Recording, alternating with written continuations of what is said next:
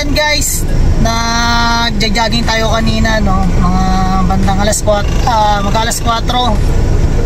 So tumawag yung isa naming customer, nagpapa-rescue ng kung kayang dalaan ngayon kasi wala na raw sila.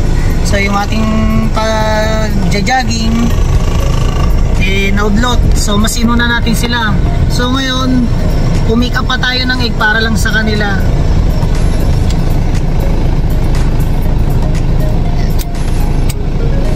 Alam ko na po, nandun sa likod ang kanilang order.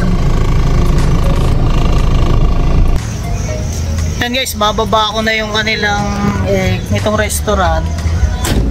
Pero hindi na tayo magpapasok sa loob, no? Gawa ng itsura natin, no? So papasis na lang tayo dun sa mga crew para ibaba yung order ng restaurant.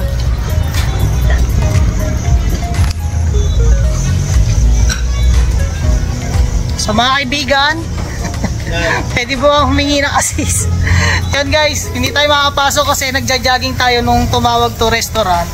So hindi tayo natuloy. Pare-request sila ng egg para lang may supply o may tulong tayo, no?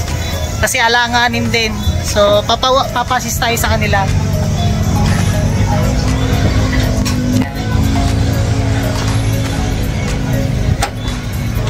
So hindi tayo prepare, so bawal nakasando sa loob Tsaka nakakahiya din, no? Nakapantakbo tayo. So continue po yung video pag naibaba na yung egg, no? So yun guys, ibaba na namin yung egg, no? So bibigay ko yung kanilang resibo. Then uwi na tayo. So ibang araw na lang tayo jogging. So yun guys, update ko na lang kayo, no?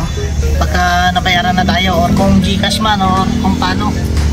Peace out, salamat. Yan guys, pauwi na tayo. Na-rescue natin yung ating customer sa kanilang problema, no? So naibigay na rin yung payment, kaya pauwi na ako sa bahay. So ganyan natin inaalagaan yung ating customer. Kahit may gagawin tayo, kung kailangan handa nating pagpaliban yung ating gagawin. Gaya na lang yan, jogging lang naman yun